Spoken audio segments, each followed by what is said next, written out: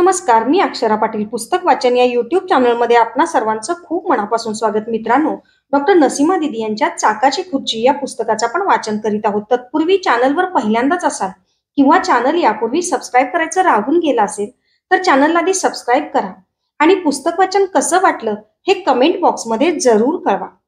भाग 26. आत्माराम अपार्टमेंट मधील भाईजानच्या युसुफ हुरजुक यांच्या फ्लॅटमध्ये कृत्रिम साधनं तयार करताना मशीनचा आवाज होई. वरच्या मजल्यावर राहणाऱ्यांना दुपारी झोपेच्या वेळी त्याचा त्रास होई. काही दिवस दुपारी 2-3 तास मशीनचं काम बंद ठेवून पाहिलं, पण तक्रारी येतच राहिल्या.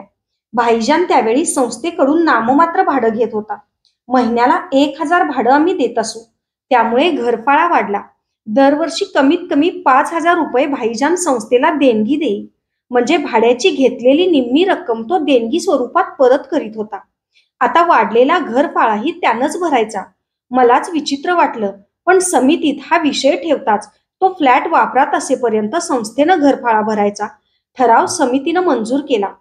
गॅस गोडाऊनसाठी जागा बघताना महानगरपालिकेचा कदमवाडी येथील सांस्कृतिक हॉल आम्ही बघितला होता. तो हॉल ओस पडलेला होता. तिथे जुगार, दारू असे धंदे चालत असत. हॉलच्या चारी बाजूनं फुटलेल्या बाटल्यांच्या काचा विखुरलेल्या होत्या. खिडक्यांच्या काचाही सर्व फुटलेल्या होत्या. ती जागा आम्हाला पसंत पडली. पीडी, रजनी, देशप्रतार, अभिजित, छाया, इर्शाद यांनाही ती जागा दाखवली. त्या जागेवर थोडा खर्च करून तिथे आत्माराम मधील प्रशिक्षण केंद्राचं स्थलांतर करायचं सर्वानुमते ठरलं. 1994-95 व त्या तयारीला लागलो. संस्थेच्या आर्किटेक्ट संदीप अंकले यानं ज्यानं शोरूमचं फर्निचर करून दिलं त्याच्यावरच कदमवाडीच्या हॉलमधल्या पार्टिशनची आणि इतर फर्निचरच्या कामाची जबाबदारी सोपवली. आतील बाथरूम व स्वच्छतागृहे आम्हाला हवी तशी बांधून घेतली. महानगरपालिकेनं त्या हॉलचं भाडं महिना 1710 रुपये ठरवलं. भाडं कमी करण्याची विनंती केली, पण त्यांना तसं करण्यात अडचण होती. केंद्र शासनाच्या सायन मुंबई येथील अपंगार्थ व्यावसायिक पुनर्वसन केंद्र यांच्याशी संपर्क साधला. मी तिथे गेले तेव्हा तेथील अधिकारी श्री नरसिंहन व त्यांचे सहकारी श्री लवांगरे यांनी आमच्या व्यावसायिक पुनर्वसन केंद्रासाठी 3, 6 व 11 महिन्यांचं निरनिराळ्या व्यवसायाचं प्रशिक्षण देण्याचं मान्य केलं व मोलाचं सहकार्य दिलं. हेल्पर्सकडे नोंदणीकृत अपंगातून आम्ही निवड करून ग्रुप्स केले. पहिल्या वर्षी विजेची उपकरणं दुरुस्ती, स्क्रीन प्रिंटिंग, दुचाकी वाहन दुरुस्ती, रबरी शिक्के बनवणं वगैरे कोर्सेस निश्चित केले गेले. या केंद्र शासनाच्या सौजन्यानं सुरू केलेल्या प्रशिक्षण वर्गाचं उद्घाटन करायला गॅस एजन्सीच्या अधिकाऱ्यांना प्रमुख पाहुणे म्हणून बोलावलं. आता नवीन जागेत वेळी अवेळी काम केलं तरी चालत होतं. कोणाची तक्रार नव्हती. सुरुवातीला तिथे फक्त पुरुष प्रशिक्षणार्थीच प्रवेश दिला. स्वयंपाकाला सौ गडकरी होत्या. त्यांचे पतिश्री हारून गडकरी ज्यांचा एक पाय कृत्रिम होता त्यांना वॉचमन म्हणून नेमलं. पण मुक्ता, सुरेखा व कांचननं आग्रह धरला, आम्हालाही प्रवेश द्या. आम्हालाही काही शिकून स्वतःच्या पायावर उभं राहायचं आहे. तरुण तरुणींना एका छताखाली ठेवलं तर काही बिकट प्रश्न निर्माण होतील म्हणून कदमवाडीचं वसतिगृह व प्रशिक्षण केंद्र फक्त पुरुषांसाठीच ठेवायचं असं कार्यकारी मंडळानं ठरवलं होतं. पण अपंग स्त्रियांनी किती वर्ष घरातच स्वतःला कोंडून घ्यायचं? काही अडचणी आल्याच, प्रश्न उद्भवलेच तर ते आपण सोडवू, पण प्रवेश देऊन या तरुणींनाही स्वाभिमानानं जगण्याची संधी देऊ अशी चर्चा मी व रजनीनं आपापसात केली आणि कार्यकारी मंडळापुढे प्रस्ताव मांडला. नेहमीप्रमाणे सर्वांनी मंजुरी दिली. मुक्ता, सुरेखा, कांचन आनंदल्या. मुक्ताला वडील नव्हते. पायाला पोलिओ झालेला. एका कुबडीच्या आधारानं सर्व कामं ती करत होती. 15-20 वरून वसतिगृहात एकदम 30-40 लोक झाल्यानं सौ गडकरींना स्वयंपाकाचं काम एकटीला झेपेना. त्या गरोदर होत्या. मुक्तानं स्वयंपाकाची जबाबदारी घेतली. मदतीला सुरेखा व कांचन होत्या. सुरेखानं रबर स्टॅम्प मेकिंगचा कोर्सही घेतला. पहाटे चपात्या करायला सर्व पुरुष प्रशिक्षणार्थीही मदत करीत. सर्व कामांची झाडलोट, फरशी पुसणं, बाथरूमची अंगणाची स्वच्छता, बागकाम, वर्गवारी करून पाळ्या लावण्यात आल्या. उचगाव येथे होणाऱ्या वसतिगृहाची जणू रिहर्सल आम्ही कदमवाडी येथे करीत होतो.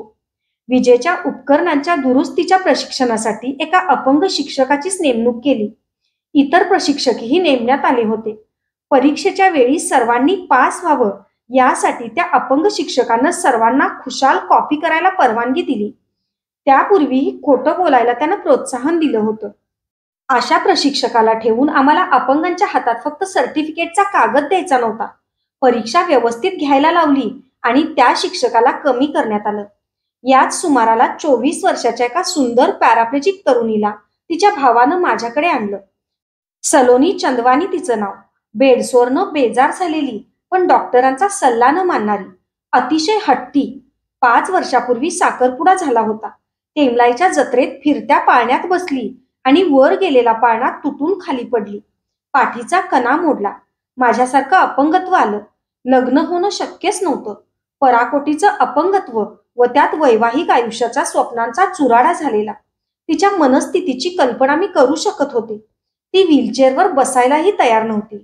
तिला वाटत होतं मुंबईच्या मोठ्या डॉक्टरांकडे गेलो तर आपण चालायला लागू. खोट्या आशा दूर सारून तिनं सत्याचा स्वीकार करायला हवा होता. मुंबईच्या हाजी अली येथील सर्वात मोठ्या हॉस्पिटलमध्ये मी स्वतः तिला घेऊन गेले. उचगाव बिल्डिंगसाठी केंद्र शासनानं मागितलेल्या अर्जाची फाईल मंत्रालयातून दिल्लीला पाठवण्याचं कामही मलाच करायचं होतं. मुंबईत तिला ऍडमिट करून मी माझी कामं आवरली. सायन येथील पॅराप्लेजिक फाउंडेशन येथे मुद्दाम तेथील अपंगांच्या राहण्याची सोय कशी केली आहे हे बघण्यासाठी गेलो. आम्ही वसतिगृह काढायचं ठरवल्यापासून आदर्श वसतिगृह निर्माण करण्यासाठी मी जाईन तिथे जास्तीत जास्त वसतिगृहे पाहत होते. तर सायन येथील पॅराप्लेजिक फाउंडेशनमध्ये फक्त पॅराप्लेजिकच्या क्रीडा स्पर्धा वाशी येथे आहेत असं कळलं. मला चंदवानीला हे दाखवायचं होतं की या जगात ती एकटीच पॅराप्लेजिक नसून शेकडो तरुण तरुणी तिच्यासारख्याच पॅराप्लेजिक आहेत आणि शिक्षण, क्रीडा, कला इत्यादी अनेक क्षेत्रात उत्तम कामगिरी करून त्या सन्मानानं, आनंदानं जगत आहेत. या हेतूनं तिला घेऊन वाशीला जायचं निश्चित केलं. नोकरी आणि संस्था यात गुंतल्यानं अलीकडे माझा क्रीडा स्पर्धेशी संबंधच राहिलेला नव्हता. त्यामुळे स्पर्धेत ऐनवेळी भाग घेता आला नाही. तरी मैदानावर या निमित्तानं सर्वांना, नव्या जुन्या मित्रमैत्रिणींना भेटता येईल हा उद्देशही होता. माझ्या आग्रहाखातर सलोनी यायला तयार झाली. मला मैदानावर अचानक पाहून संचालक व स्पर्धकही आनंदले. चंदवानीला खूपच आग्रह करूनही तिनं स्पर्धेत भाग घेतला नाही. पण संचालकांनीच मला भाग घेण्याची विनंती केल्यानं अनेक वर्षांनंतर स्पर्धेत भाग घेऊन मी 5 प्रथम क्रमांकाची रोख बक्षिसं मिळवली. हाजी अली ते वाशिमसाठी केलेला टॅक्सी खर्च निघून उलट रक्कम शिल्लक राहिली. सर्व भाचे मंडळींबरोबर या जिंकण्याचा आनंद दुसऱ्या दिवशी रेहानाच्या घरी साजरा केला. या स्पर्धेच्या वेळी खरा लाभ मला झाला तो म्हणजे जगातलं एक आश्चर्य मला मैदानावर साक्षात पाहायला मिळालं. त्या आश्चर्याचं नाव होतं महेंद्र कुलकर्णी.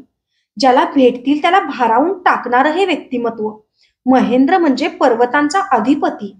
पर्वतासमान उंच, भारदस्त, प्रत्येकाला आकर्षित करणारं निर्मळ निष्पाप हास्य, ज्याला बघून त्याच्या अंतर्मनात खदखदणाऱ्या ज्वालामुखीची आणि व्याधीनं ग्रासलेल्या शरीराची कोणी कल्पनाही करू शकणार नाही. अशा या व्यक्तिमत्वाला जेव्हा वाशीच्या मैदानावर एका हातानं व्हीलचेअर रेसमध्ये भाग घेताना, एका हातानं व्हीलचेअरवरील थ्रोबॉल मॅच अप्रतिमपणे खेळताना, हसताना, बोलताना पाहिलं तेव्हा आश्चर्यानं मी थक्क झाले. त्यांच्या मनोधैर्यानं आनंद झाला, पण त्याच वेळी देवानं इतक्या सुंदर व्यक्तिमत्वाला असं व्हीलचेअरवर खेळवून ठेवावं, एक हातही निकामा करावा आणि दोन्ही कानाला श्रवणयंत्र अडकवण्याची पाळी आणावी हे पाहून व्यथितही झाले. महेंद्र यांना बघून माझ्या जो थोडाफार मानसिक अपंगत्वाचा अंश शिल्लक होता त्याचं पुनर्वसन झालं म्हटल्यास हरकत नाही. संस्थेच्या इतर कामांसाठी मुंबईतील वेळ अपुरा असल्यानं गडबडीत फक्त महेंद्रचं अभिनंदन केलं व संचालकांच्या आग्रहाखातर 2 शब्द बोलले. चेशायर होम, अंधेरी व पॅराप्लेजिक फाउंडेशन वाशी यांच्या थ्रोबॉल टीमला जागतिक अपंग दिनानिमित्त कोल्हापूर येथे मी आयोजित करणार असलेल्या स्पोर्ट्सचं निमंत्रण देऊन मी कोल्हापूरला परतले. कोल्हापूरच्या अपंगांनीही व्हीलचेअरवरील थ्रोबॉल शिकावा म्हणजे आनंदाबरोबरच संपूर्ण शरीराला कायम व्यायाम मिळेल हा विचार मनात होता. नंतर लवकरच फेब्रुवारीमध्ये इमारतीच्या अनुदानाच्या कामासाठी मी दिल्लीला जाऊन आले. महेंद्रना पत्र लिहून अधिक माहिती विचारण्याची इच्छा होत होती, पण नोकरी व संस्थेच्या कामात अक्षरशः 3-4 तासांची रात्रीची झोप वगळता रात्रंदिवस गुंतलेली असल्यानं महेंद्रना पत्र लिहिणं जमलंच नाही. मार्च 94ला चेशायर होम अंधेरीच्या टीम बरोबर महेंद्र कोल्हापूरला आले. संस्थेची अध्यक्षा व स्पोर्ट्सची व्यवस्थापिका असल्यामुळं त्या टीम सोबत मला जास्त वेळ देता आला नाही. सर्वांची सोय सौ रेणुका बोंद्रे यांनी त्यांच्या वसतिगृहात केली. जेवणापासून बिछाण्यांपर्यंत सर्व देखरेख त्या स्वतः करत होत्या. त्या सर्व टीम करता कोल्हापूर दर्शनासाठी स्पेशल बस केली. तेव्हा सर्व कामं बाजूला ठेवून त्या टीम बरोबर गप्पा मारण्यासाठी मी सोबत गेले. त्यावेळी माझ्या असं निदर्शनास आलं की त्यातल्या अनेकांच्या व्हीलचेअर्स मोडक्याच नव्हे तर टाकाऊ आहेत. व्हीलचेअरवर जगणं अवलंबून असलेल्या त्या तरुणांच्या व्हीलचेअरची स्थिती आणि महेंद्रची मनाला हेलावून टाकणारी कहाणी ऐकून मी इतकी व्यथित झाले की नंतर ग्राउंडवरच्या साध्या गोष्टींच्या कमतरतेच्या निमित्तानं मला रडू कोसळलं. माझं असं ग्राउंडवर रडणं गैर आहे, चुकीचं आहे हे कळत होतं, पण मनाला आणि डोळ्यांनाही मला आवर घालता आला नाही. लहान थोर सर्वांनाच माझ्या रडण्याचं आश्चर्य वाटलं असेल, पण जगातील हे दुःख लवकर संपावं असं वाटत असताना ते कधीच संपणार नाही याची जाणीव मला हेलावून टाकत होती. ग्राउंडवर एका मोठ्या श्रीमंत पैसे असलेल्या संस्थेचे पदाधिकारी आले. त्यांना मुंबईहून आलेल्या टीममधील त्या 8 जीर्ण अवस्थेतल्या व्हीलचेअर्स दाखवून 8 व्हीलचेअर्स देणगी दाखल देण्याची विनंती केली. त्यांनीही ताबडतोब ती मान्य केली. कागदपत्र, अर्ज, फोटो पाठवून देण्याची त्यांनी टीम सोबत आलेल्या स्पॅनिश सिस्टरला, ज्यांनी स्वतःच्या स्पॅनिश नावाच्या अर्थावरून सर्वांना सोपं जावं म्हणून आपलं नाव पुष्पा ठेवलं होतं, विनंती केली. तेव्हा माझं मन थोडं शांत झालं आणि मी जबाबदारी घेतलेल्या इतर कामात लक्ष पुरवू शकले. महेंद्रची ऐकलेली कहाणी अशी होती की 1986 मध्ये चुकीनं ज्यांना घराबाहेर असताना ग्लिसरॉल दिलं गेलं, 3-4 महिने ते कोमामध्ये होते. जाग आली तेव्हा अक्षरशः सर्व काही गमावलेलं, नियतीनं हिरावून घेतलेलं, स्मरणशक्ती गेलेली. पुढे केव्हा तरी कळलं की सोबतचा ड्रायव्हर महेंद्र जगणार नाहीत या समजुतीनं सर्व कागदपत्र, सुटकेस, पैसे वगैरे घेऊन पळून गेला होता. कोणी नातेवाईक जवळ नाहीत. कसं ते देवाला माहीत, पण अपरिचित म्हणून दवाखान्यात रेकॉर्डला नोंद होती. पायातील शक्ती, वाचा, श्रवणशक्ती गमावलेली, दृष्टीही क्षीण झालेली. नंतर अनेक दवाखान्यातून निरनिराळी ट्रीटमेंट घेऊन स्वतःच्या इच्छाशक्तीच्या बळावर व्हीलचेअरवरून एका हातानंच हिंडू फिरू लागले. हिंदी इंग्लिश शिकले, कविता रचू लागले, श्रवण यंत्राच्या सहाय्यानं ऐकू लागले, स्वतः बनवलेल्या साधनानं लिहू लागले. स्वतः ब्रश करणं, दाढी करणं, आंघोळ करणं सगळं काही प्रचंड इच्छाबळावर करू लागले. राखेतून पुनर्जन्म घेतला. स्पोर्ट्समध्ये प्रावीण्य दाखवू लागले.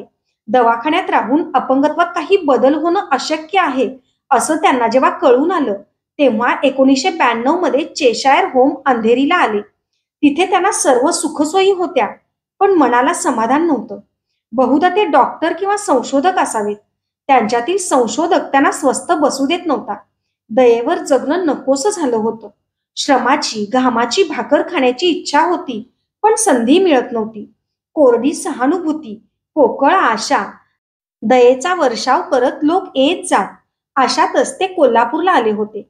येथे करमणुकीच्या कार्यक्रमाच्या वेळी त्यांनी गाणं म्हटलं, घुंघरू की तरह बजता ही रहा हूं मैं. एक कविता जाता जाता रेल्वे स्टेशनवर मला ऐकवली. मनात खोलवर त्या कवितेचा व महेंद्रचा ठसा उमटला. रेकॉर्डमधून ती कविता शोधून काढणं कठीण आहे, अन्यथा कुणालाही ती कविता नक्की आवडेल अशी आहे. महेंद्र कोल्हापूरहून परतले. चेशायर होमच्या तरुणांना व्हीलचेअर देणाऱ्या त्या संस्थेनं नंतर कोल्हापूर बाहेरील अपंगांना अशी साधनं पुरवण्यातील आपली असमर्थता व्यक्त केली.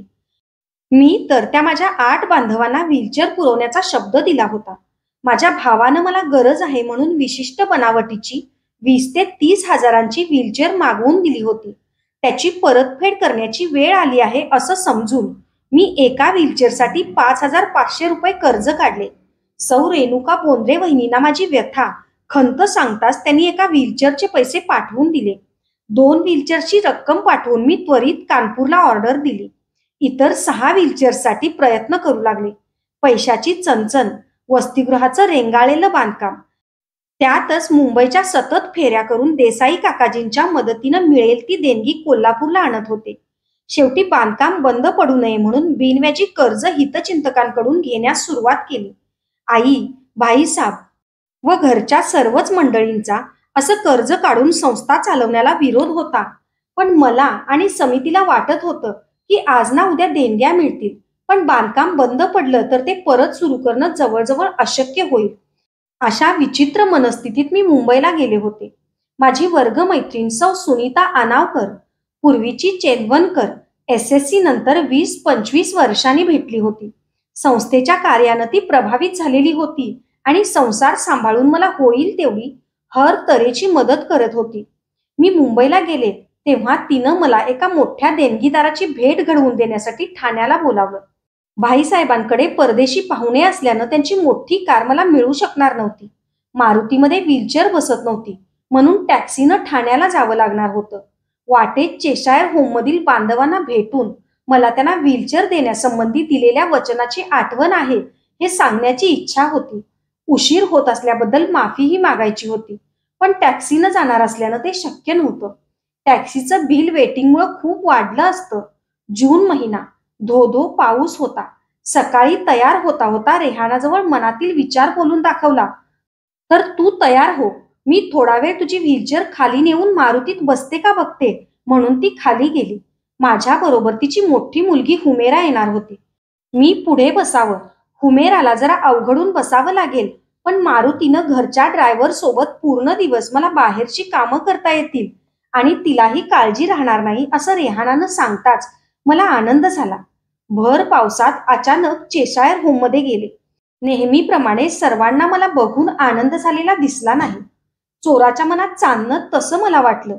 मी 8 व्हीलचेअर्स देण्याची थाप मारली आणि मार्च ते जून पर्यंत त्यांना पत्रही पाठवलं नाही, भेटलेही नाही असं वाटून सर्वजण माझ्यावर नाराज आहेत असं मला वाटलं. पण चंद्रशेखरनं मला हळूच सांगितलं. कोल्हापूरहून परतल्यावर महेंद्रना ताप आला, उलट्या झाल्या आणि त्यांच्या गळ्यात बसवलेला इलेक्ट्रॉड केव्हा पडला ते कळलंही नाही. त्यामुळे त्यांचं बोलणं बंद झालं.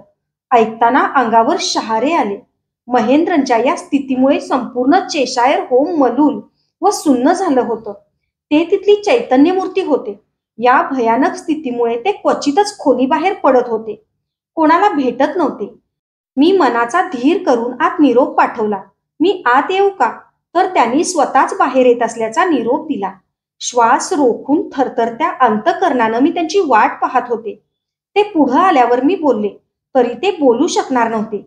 काही क्षणातच व्हीलचेअरवरून एका हातानंच व्हीलचेअर चालवत जी व्यक्ती पुढं आली, दाढी मिशा, डोक्याचे केस वाढलेले, ते महेंद्रच आहेत यावर विश्वास ठेवायला मन तयार नव्हतं.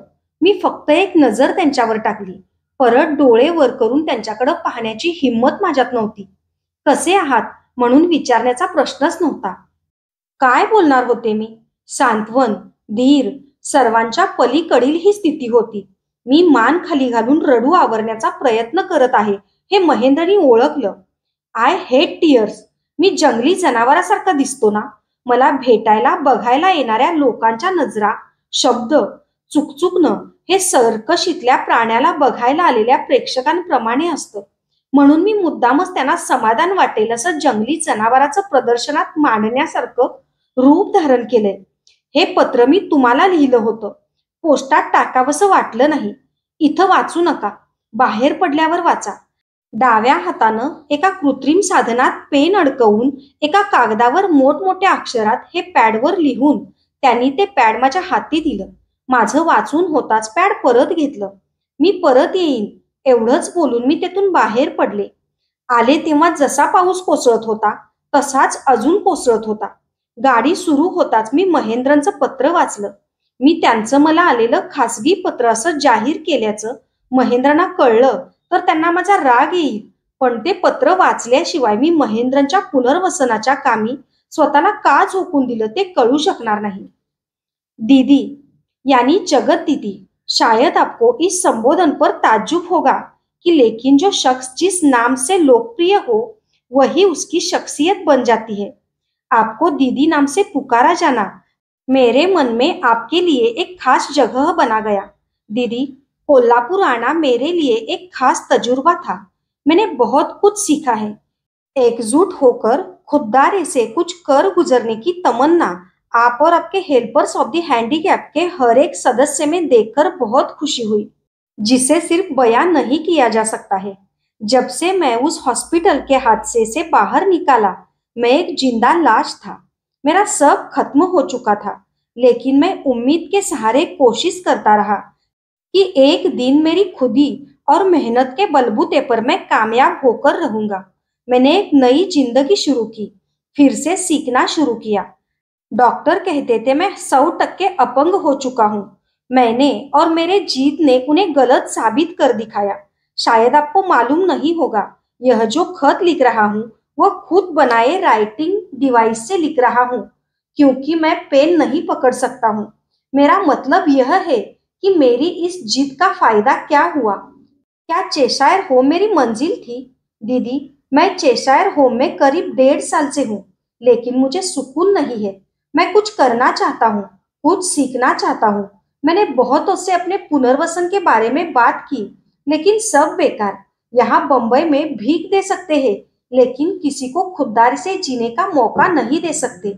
यह अजीब बात है कि हम हेलन केलर की तारीफ में आसमान जमीन एक कर देंगे, लेकिन किसी एक को वैसा बनने का मौका नहीं देंगे। मेरा दर्द आप महसूस कर सकती है, क्योंकि आप भी यह सब सह चुकी होंगी। मैंने हॉस्पिटल में एक कविता लिखी थी, आई मे परहैप्स सक्सीड और may be ruined, but someone will say he really did, he lived Indeed. लेकिन तब मालूम नहीं था कि यह एक ख्वाब है जो चेशायर होम तक ही पहुंचा सकता है। मैं यह नहीं कहता कि चेशायर होम ठीक नहीं है, लेकिन मुझ जैसे के लिए सिर्फ खुली कैद है। उन लोगों के लिए है जो तन और मन दोनों में हार चुके हो। सच दीदी, मैंने यहाँ किसी के अंदर अपने आजाद वजूद की तमन्ना नहीं देखी है। बस हालातों से समझौता करके 20-20 साल गुजर चुके हैं। मुझे ऐसी जिंदगी नहीं चाहिए। या तो कुछ कर दिखाऊंगा, या फिर जिंदगी को इस कैद से रिहा कर दूंगा। इसके लिए मैं बंबई छोड़ने का फैसला कर चुका हूँ। नहीं जानता मेरी मंजिल कहाँ है।